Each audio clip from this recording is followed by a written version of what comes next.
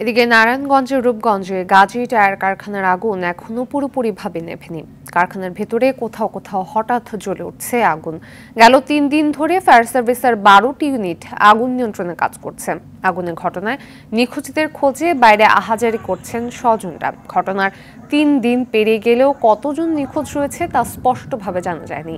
জেলা প্রশাসন থেকে জানা যায় নিখোঁজদের সংখ্যা ৬০ থেকে ৭০ জন হতে পারে। এদিকে এই ঘটনায় নারায়ণগঞ্জ জেলার অতিরিক্ত জেলা ম্যাজিস্ট্রেট হামিদুর রহমানের নেতৃত্বে ৮ সদস্যের একটি তদন্ত কমিটি গঠন করেছে জেলা প্রশাসন।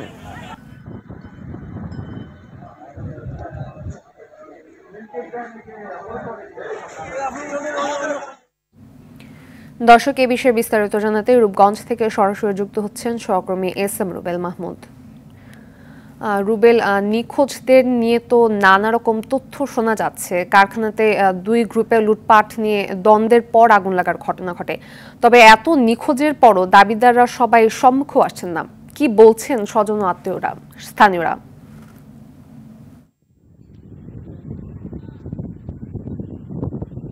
জি, ধন্যবাদ ফাতিমা।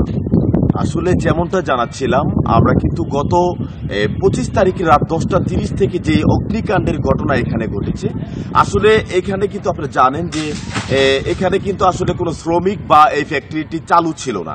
এখানে যারা এখানে এসেছিলেন, যারা নিখোঁজ হয়েছেন সবাই লুটপাটের জন্য এসেছিলেন। সেজন্যই কিন্তু দেখা যায় যে আসলে আপনার তার আত্মীয় স্বজন বা কেউ তারা কিন্তু আসছেন না সামনে, আমাদের ক্যামেরার সামনে আসছেন না। কারণ এখানে যদি দেখা যায় শ্রমিক নিহত হইতো, তাহলে দেখা যায় কিন্তু সবাই এসে তাদেরকে খোঁজ খবর নিত এবং তারা কে কোথায় রয়েছেন সেটা জানার জন্য কিন্তু চেষ্টা করতেন।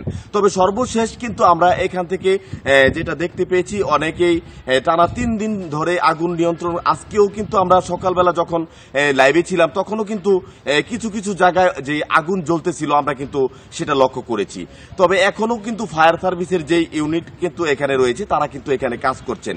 আর এছাড়াও জেলা ম্যাজিস্ট্রেটকে যারা এখানে রয়েছেন তারা কিন্তু একটি ৮ সদস্য বিশিষ্ট একটি কমিটি গঠন করে দিয়েছেন এবং তারা যে ভবনটিতে আগুন লেগেছে, এটা ১ থেকে ৫ তলা ৬ তলা পর্যন্ত যে অবস্থায় রয়েছে ভবনটি, সেই ভবনটি কিন্তু এখন পর্যন্ত কোনো মানে যারা লাশ উদ্ধার বা উদ্ধারের কিন্তু কেউ যাচ্ছেন না। তারই একটি কারণ, সেটা হচ্ছে যে বর্তমানে যে ভবনটি রয়েছে সেই ভবনটি কিন্তু খুবই কঠিন একটা খারাপ অবস্থায় রয়েছে, যেখানে যে কোনো মানুষই উঠবে না কেন সাথে সাথে এই ভবনটি ভেঙে পড়ে যাবে। এই বিধ্বস্ত হওয়ার কারণেই কিন্তু অনেকেই এখন উঠতেছেন না। তবে সর্বশেষ আমরা যাদের গাজীর যেই কারখানার যে মেন গেটটি ফটকটি রয়েছে সেখানে কিন্তু নিখোঁজের অনেক স্বজনরা দাঁড়িয়ে রয়েছেন। তারা কিন্তু এখন পর্যন্ত বলছেন না যে প্রথম তাদের যেভাবে ভিতরে ঢুকতে দেওয়া হয়েছিল এখন কিন্তু তাদেরকে ওরকম ভাবে ভিতরে ঢুকতে দেওয়া হচ্ছে না। তবে তাদের সাথে আরো আমরা জানতে পাইলাম যে গত কালকে থেকে আমরা ১৭৬ জন যে একটা লিখিতভাবে একটা লিস্ট পেয়েছিলাম, কিন্তু আজকে থেকে সেই লিস্টও আমরা আমাদেরকে দেখানো হচ্ছে না এবং যারা স্বজনরা নিহতের যে স্বজনরা, এই স্বজনরাও কিন্তু এখন তারা এখানে নেই, তাদেরকে কারখানা তো বন্ধ ছিল। তো মূল ফটকের সামনে যে ছবি নিয়ে যে দাঁড়িয়ে আছে, তাহলে ওনাদের পরিচয় আপনারা জানতে পেরেছেন কিনা?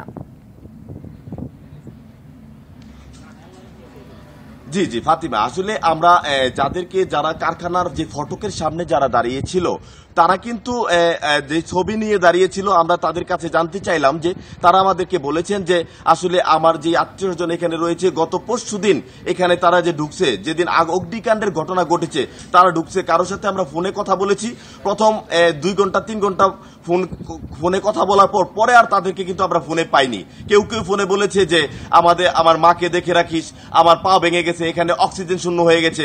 কেউ কেউ বলছে যে আসলে আন্ডারগ্রাউন্ডের মধ্যে প্রায় ২৬-২৭ জন আমার সাথে এখানে ৫-৭ জন মারা গিয়েছে। এই ধরনের তথ্য কিন্তু আমাদেরকে তারা দিয়েছেন। তবে এই ছিল আমার কাছে নারায়ণগঞ্জের রূপগঞ্জ থেকে সর্বশেষ সংবাদ। ফাতিমা, ধন্যবাদ।